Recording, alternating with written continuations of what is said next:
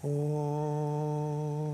Sahana Bhavatu Sahano Bhunaktu Saha Viryam Karavavai Tejasvinavaditamastu Ma Vidvishavahai.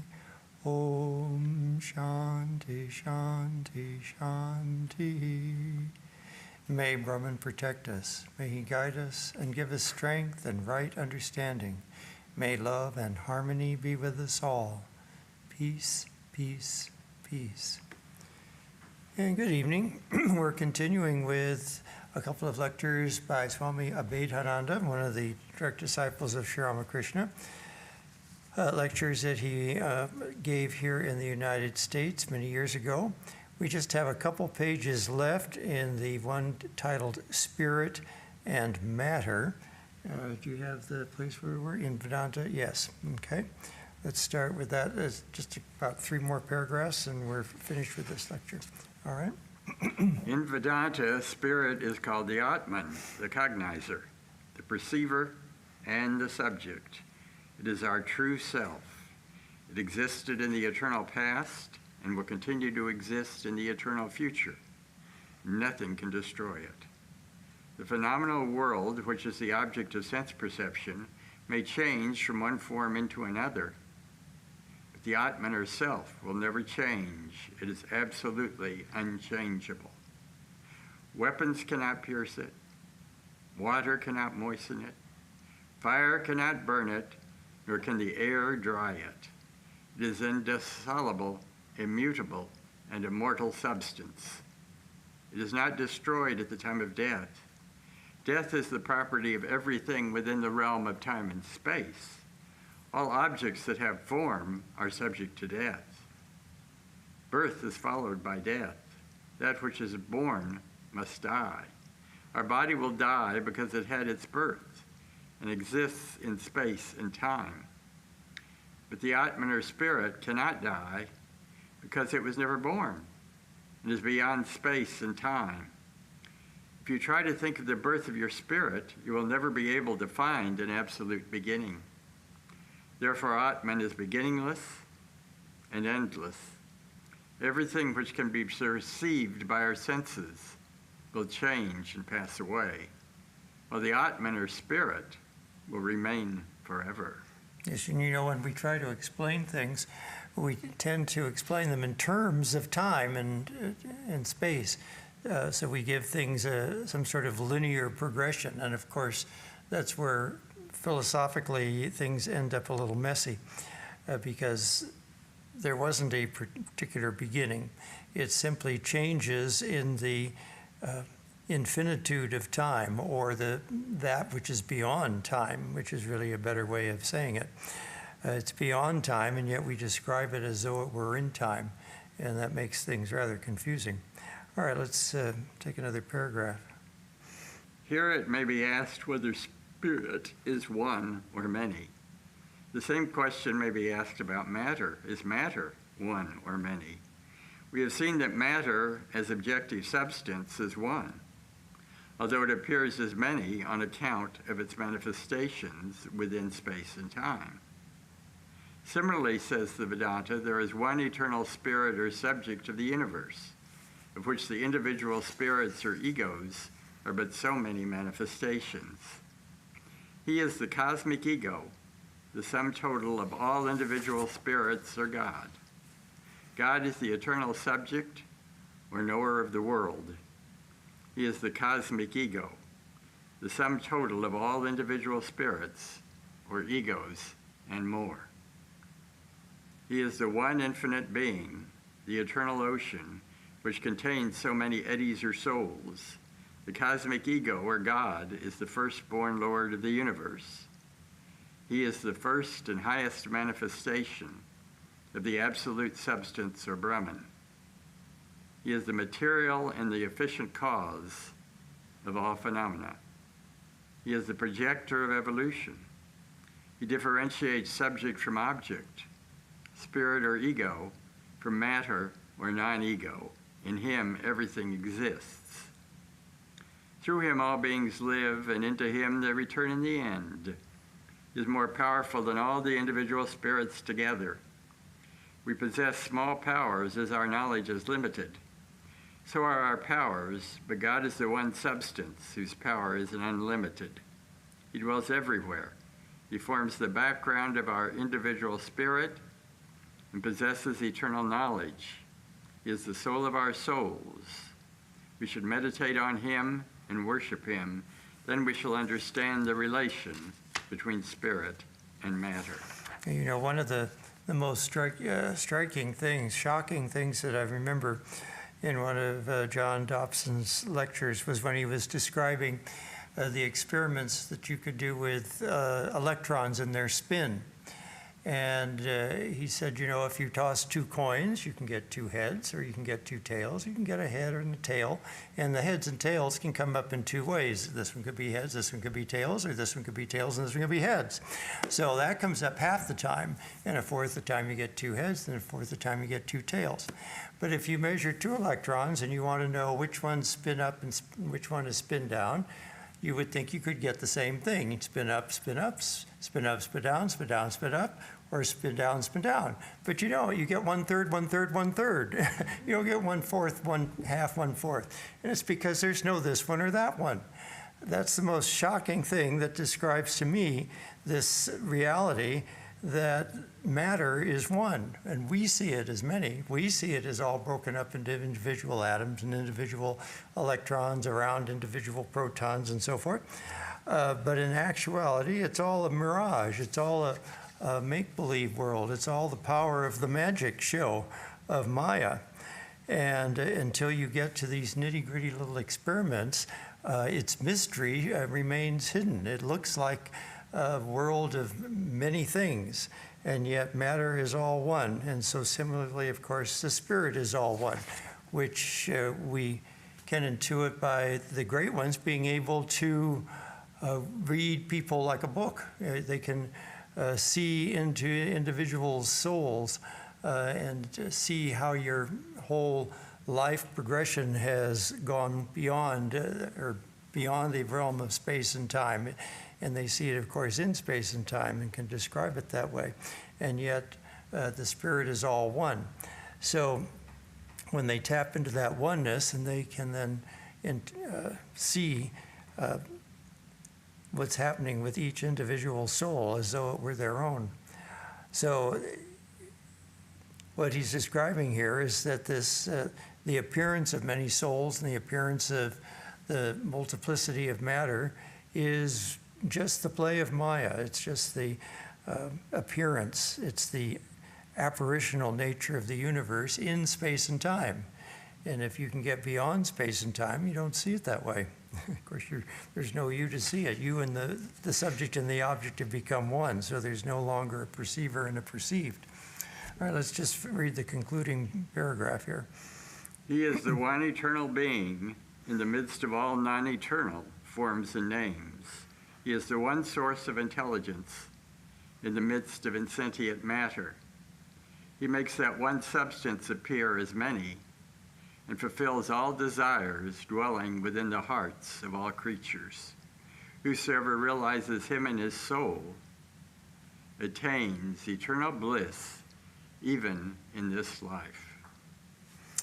All right, so there's a whole series of lectures which he's giving on the nature of the self.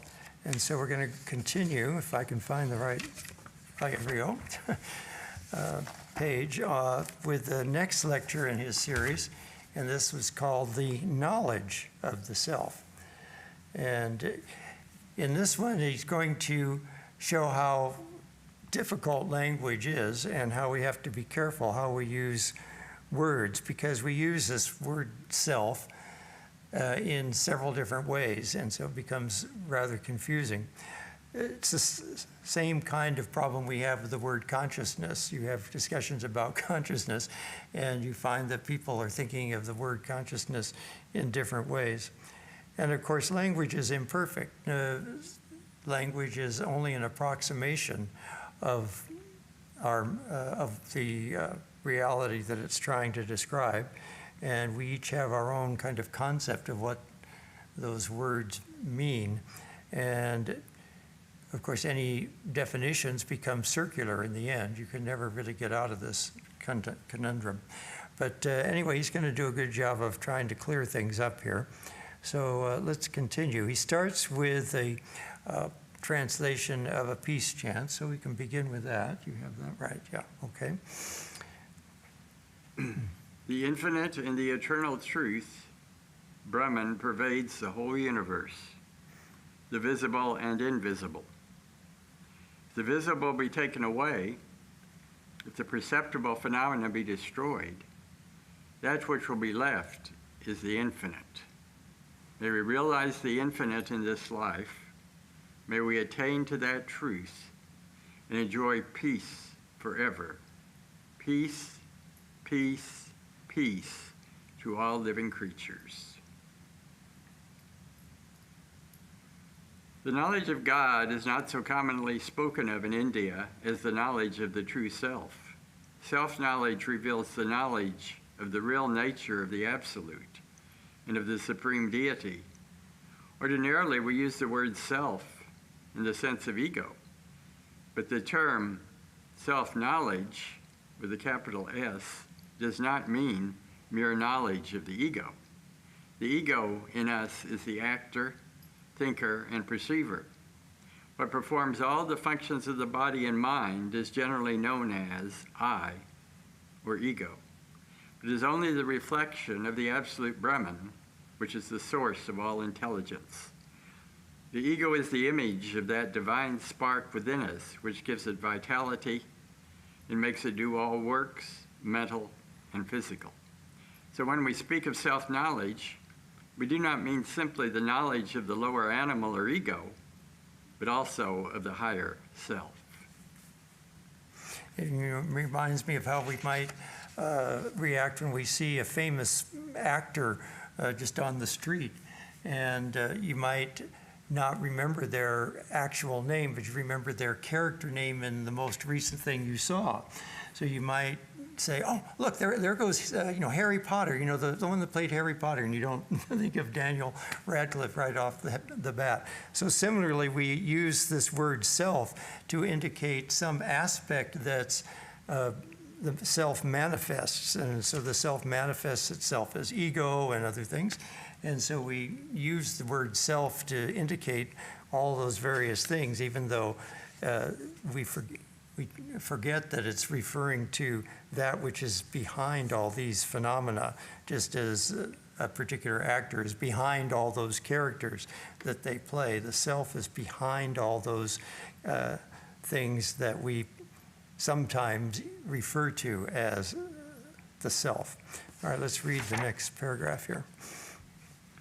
The higher self is the same as the absolute, which lies at the foundation of the phenomenal universe. The absolute substance, or Brahman, is beyond space and time. Consequently, it is formless and unchangeable. When it manifests itself as all individualized, self-conscious entity, it is known as the ego. It also appears as the object of consciousness. Then it is called matter. The absolute being, however, is neither matter, nor is it the same as ego. It forms the background of our ego. Therefore, it is our true self. When we have realized it, we've known God as well as the relation which the phenomenal universe bears to him. And the best method of being conscious of this absolute being is through the realization of our true self, or Atman, as it's called in Sanskrit. Some people think that self-annihilation is the ideal of the Vedanta philosophy, but it is not so. The true self, according to Vedanta, can never be destroyed. If self-annihilation were the ideal, then the self would be subject to change and destruction. It could not be the same as the absolute being. The Vedanta philosophy, on the contrary, teaches that the true self is absolutely indestructible and unchangeable.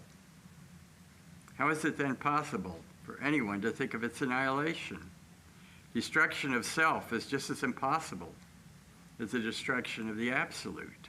Therefore, self-annihilation cannot be the highest aim and ideal of life.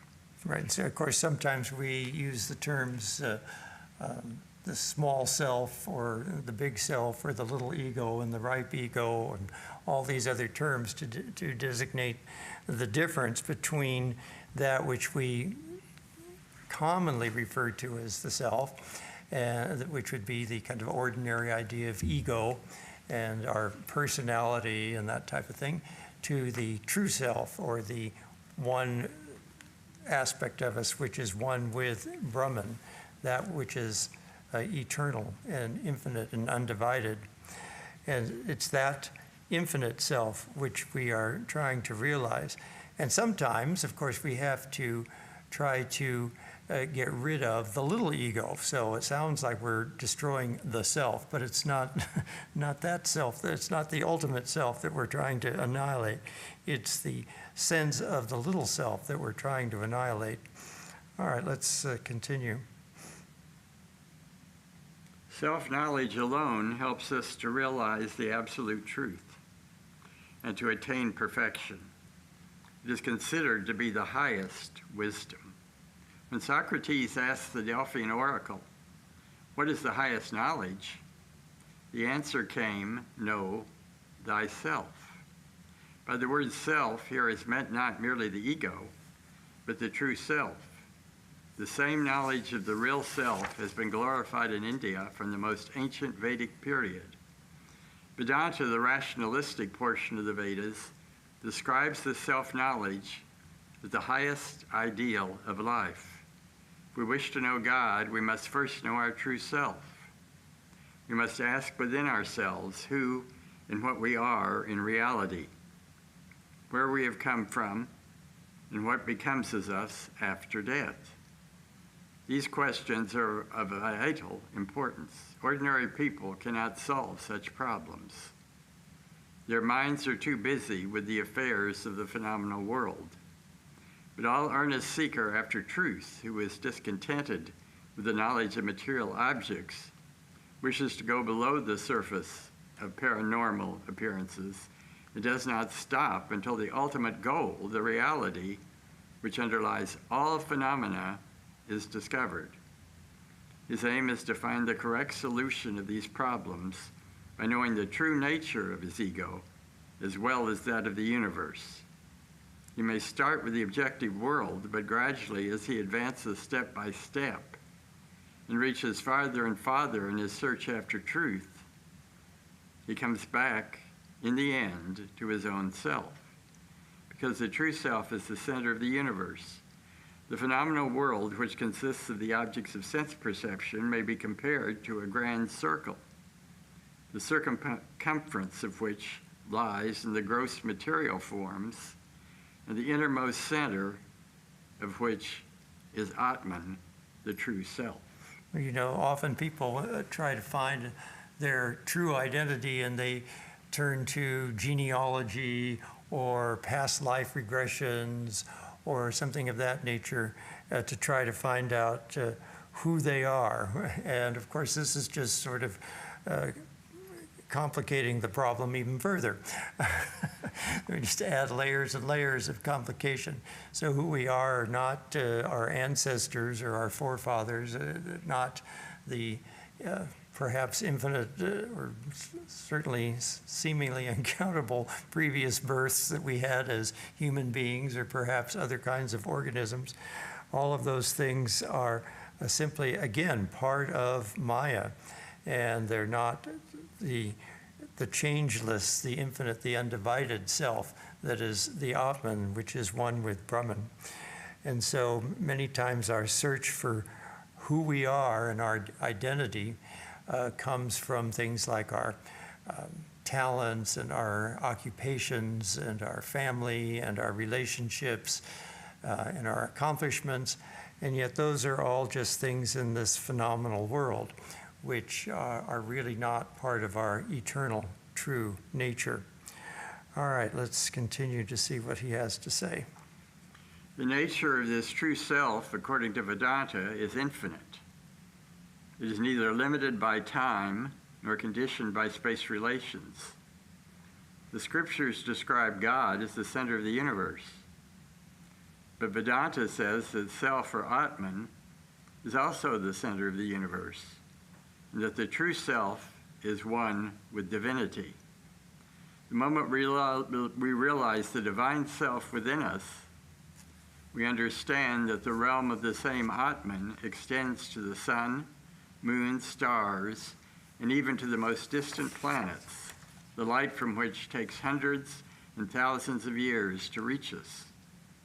Wherever there is existence, whether on the physical or mental plane, there's also the manifestation of this divine self. That by which we know the existence of the external world, by which we are conscious of our bodies, sense, and mental powers, is our true self.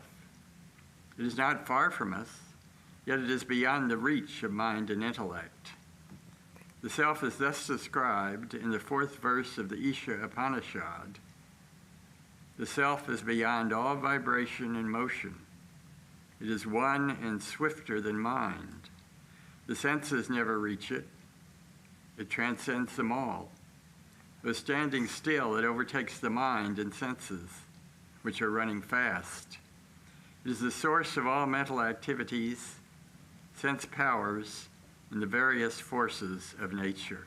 Yes, we have to describe it in terms of things which seem nonsensical in order to realize that it transcends our ordinary experience, that it's not really something within space and time. So we have these sentences like it is one and swifter than mind. The senses never reach it. It transcends them all.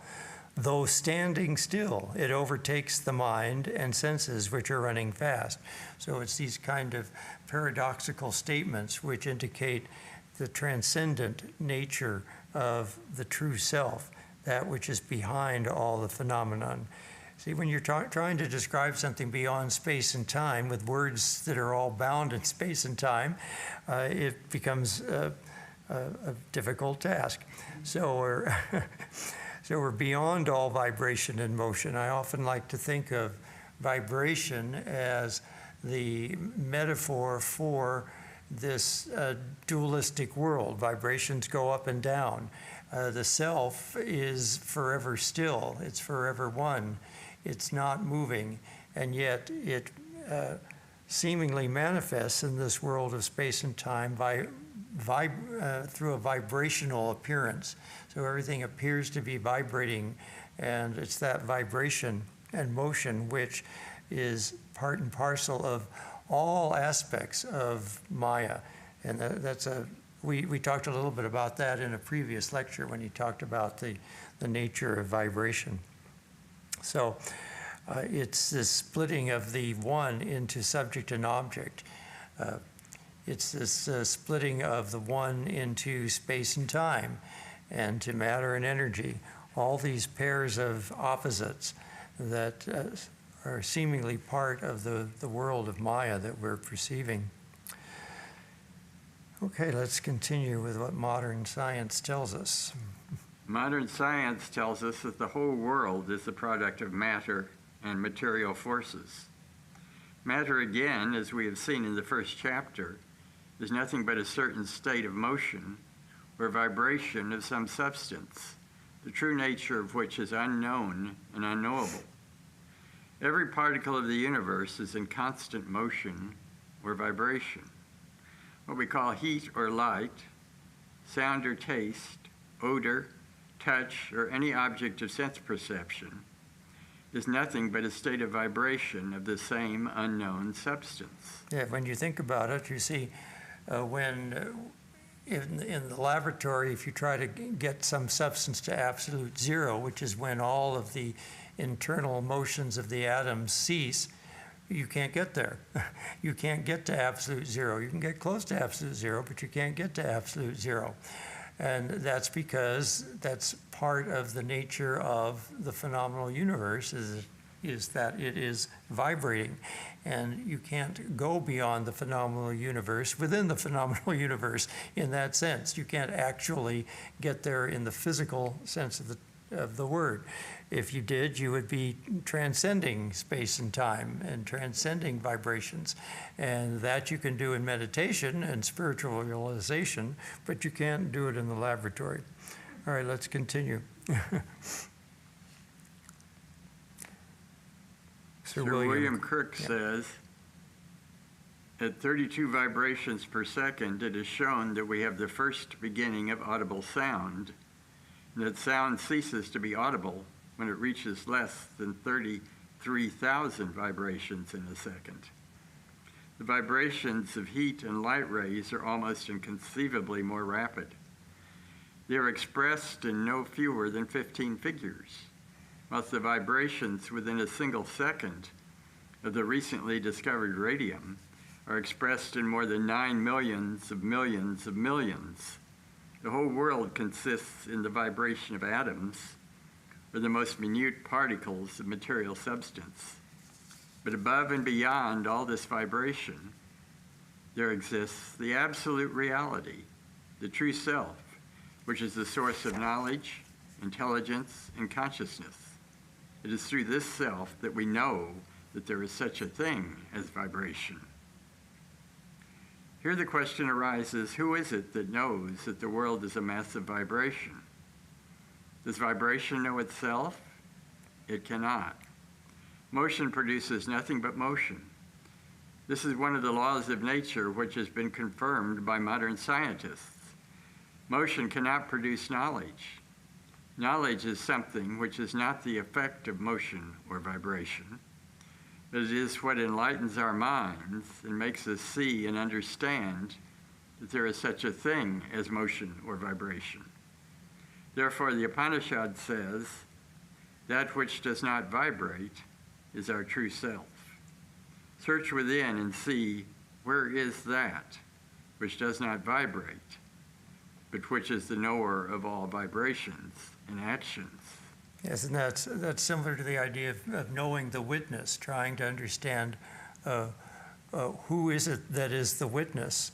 The witness is the self, which is seeing all of this and witnessing all of this. It's not the actor, it's not the vibrations, it's that which is beyond all that, which witnesses that. And of course, you have to have something still to compare things that are moving. So it's this idea that you have to have the substratum in order to have an experience. You have to have a screen in order to project a picture. So there always has to be a background upon which all of this realm of Maya is projected. So again, he's going to go on with some explaining some of these paradoxical statements that he described earlier. And he quotes again the Upanishads, it goes faster than mind. We know that mind is the fastest thing in the world. Thought travels faster than electricity or any other current that exists on the physical plane. Sir William Crook reasons that, quote, the thought vibration which issues from the brain may really have their beginning at a point where it becomes no longer possible to estimate the vibrations which are caused by the most subtle forces of physical nature, unquote. Furthermore, he adds, quote, if we can in any way realize the concept of a force which is capable of creating thousands of trillions of vibrations in a second, and if we add to this idea that the velocity of these vibrations is equaled by the rapidity, we see easily enough that thought may put a girdle upon the earth in all infinitesimal fraction of time, unquote. And of course, any kind of scientific experiment we do seems to indicate that thought is not restricted to traveling less than the speed of light, that it's instantaneous. And that's because consciousness pervades everything. Consciousness, it goes beyond space and time. So connecting conscious thoughts from one person to another goes beyond space and time, and is not restricted to traveling in the realm of less than the speed of light. So let's continue. You want to read another paragraph here? We can exchange messages by wireless telegraphy between here and England or any other part of the world, but thought transference is quicker than wireless telegraphy. The mind of a person who is sitting here can go straight into the sun, or beyond the sun, into the infinite space where the ordinary force of electricity will not reach, perhaps. Even there, the mind can run in the shortest interval of time. Time exists in mind. What is time? Time means succession in thought. When one thought rises after another, the interval between them is what we call time. So it is subject to mental activity. That which is swifter than mind is the true self. Our real self can go quicker than thought current, and even where mind cannot reach. It travels everywhere. Self, or Atman, forms the background of the mind. Therefore, the self is quicker and faster than the activity of the mind. Mind can go nowhere without depending upon the self, the knower. It remains absolutely inactive when it is separated from the self. And now, I don't think he had the benefit of knowing Bell's theorem and the quantum seeming paradox that when two particles are entangled in the realm of quantum mechanics, and you determine the state of one of those two entangled particles, the state of the other one is instantly determined, and it doesn't have to go by the speed of light or something less than the speed of light. It's instantaneous. And that's because this is an apparitional universe, and consciousness is all-pervading and connects everything. And so what happens in one part instantaneously affects the other part. It's not because it's an apparition.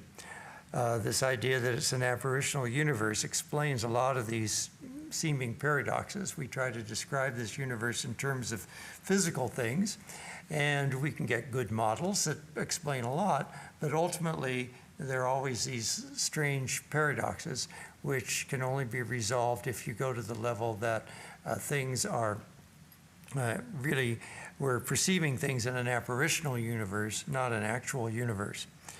Okay, let's read his next paragraph. The senses never reach it. It transcends them all.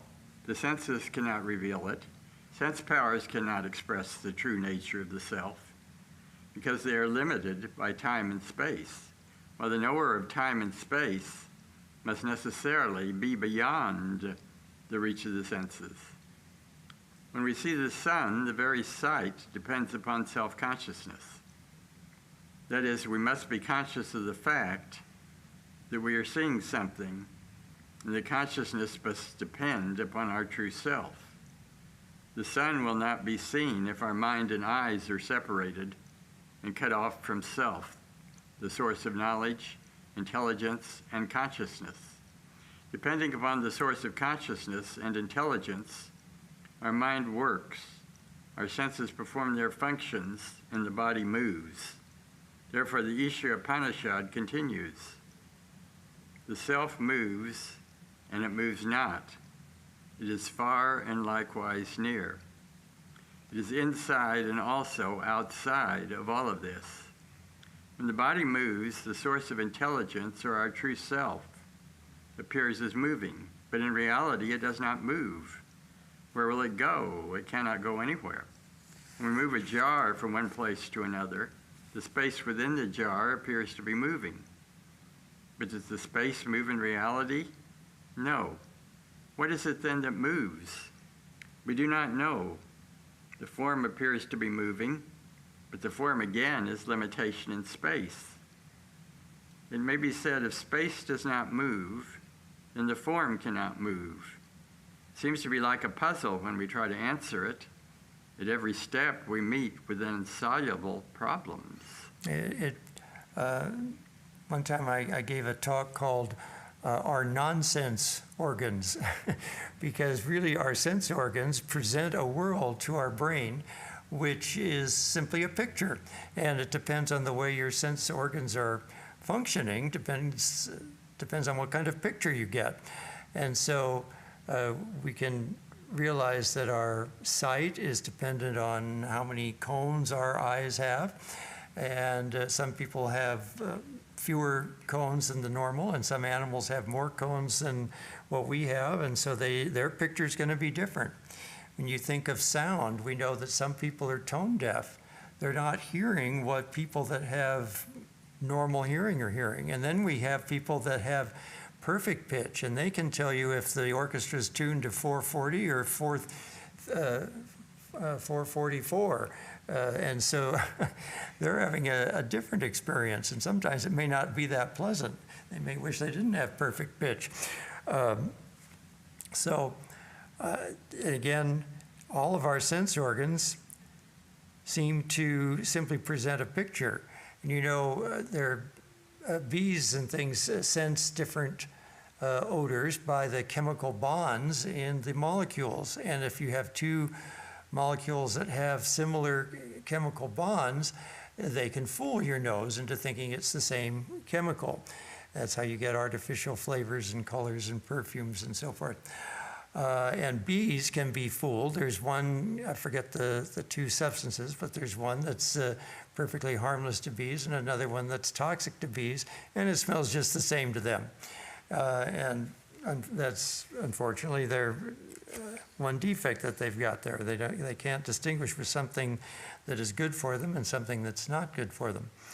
So, of course, we have artificial sweeteners because we can fool our tongue into thinking that we've got something sweet.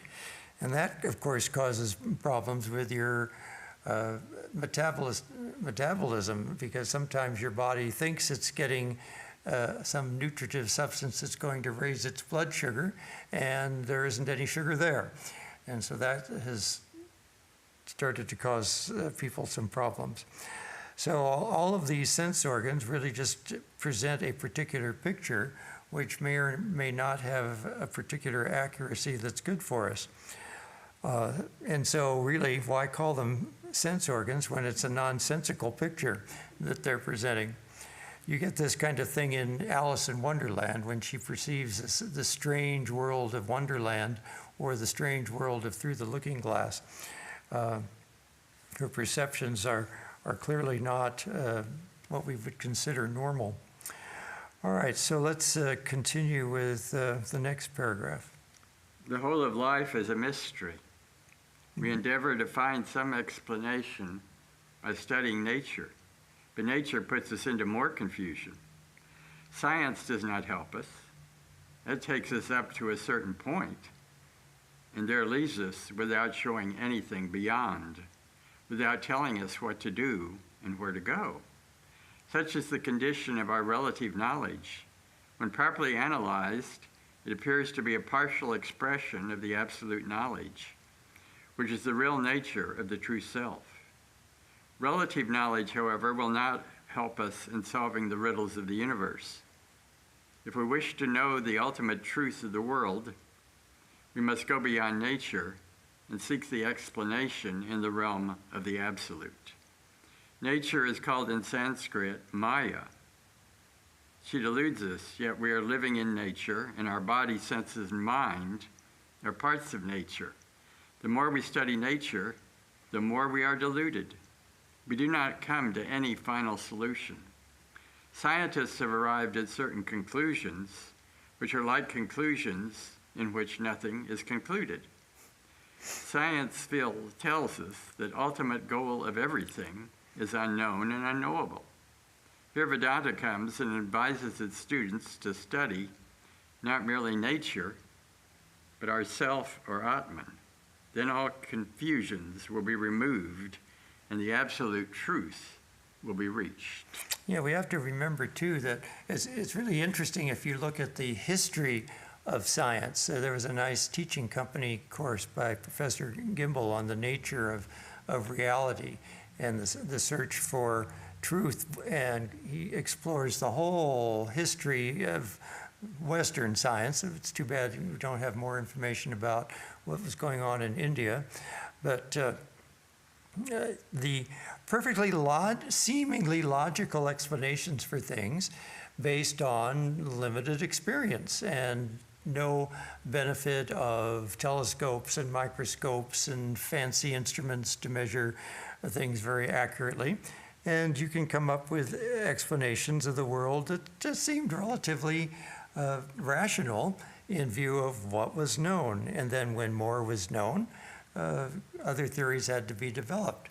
And how difficult that can sometimes be for people, how we get stuck in paradigms of how the world is supposed to be. And of course, the various religious views, especially in the West, the views of the church influenced how people saw the world for centuries. And it was very difficult for the Age of Enlightenment to help people break out of those restricted views and realize that the literal interpretation might not be the best way to explain things scientifically. And so, and it doesn't mean that the Bible doesn't have a lot of valuable spiritual information in it. It does. But you can't take everything in it literally and try to get science out of it. He's really hitting on a lot of essential problems here as to how we can go so far in our scientific explanation of things, but we have to remember that science is trying to explain the realm of Maya, and Maya is always going to be a bit inscrutable. There's always going to be something that's unknown and unknowable when you're trying to describe an apparition. Swami Ashokananda once famously said, the most you can know about an apparition is that it's an apparition, or the most you can know about an unreal world is that it's unreal. Now, of course, this word unreal is a bit strong because in some sense you can't say that this realm of Maya is either real or unreal. It's some strange mixture of both. It also reminds me when we read the Chandi, over and over again, it says to the Divine Mother, you are the source of our confusion, you're the source of our delusion, and you're the source of our liberation. So the Divine Mother in the Shakta tradition represents that which both deludes us and that which can free us from the realm of Maya. All right, so let's... It's about time to wind up. Oh, that is. Yeah, it is time to wind up. All right, well, that's a good place to stop. We're at the end of a paragraph here, so we can continue with this next time. We're only about halfway through this lecture, so we perhaps can finish it next time. All right, so until next time. And by the way, we are celebrating Swami Vivekananda's birthday on Sunday, and that will be a virtual celebration for many of you, and we're sorry about that, but what to do about this virus situation? We don't want anyone to come here and get sick or get other people sick, so we're restricting the attendance to online. But it's a very special day, and it's we have a breakfast offering in the morning, which was based on Sister Lalita's remembrance of serving Swami Vivekananda in South Pasadena. So it gives us a very immediate connection to Swami Vivekananda. All right. Om Purnamada Purnamidam Purnat Purnamudachyate Purnasya Purnamadaya Purnameva Vashishyate. Om Shanti Shanti Shanti. Filled with Brahman are the things we see. Filled with Brahman are the things we see not. From out of Brahman floweth all that is. From Brahman all, yet is it still the same. Peace, peace, peace.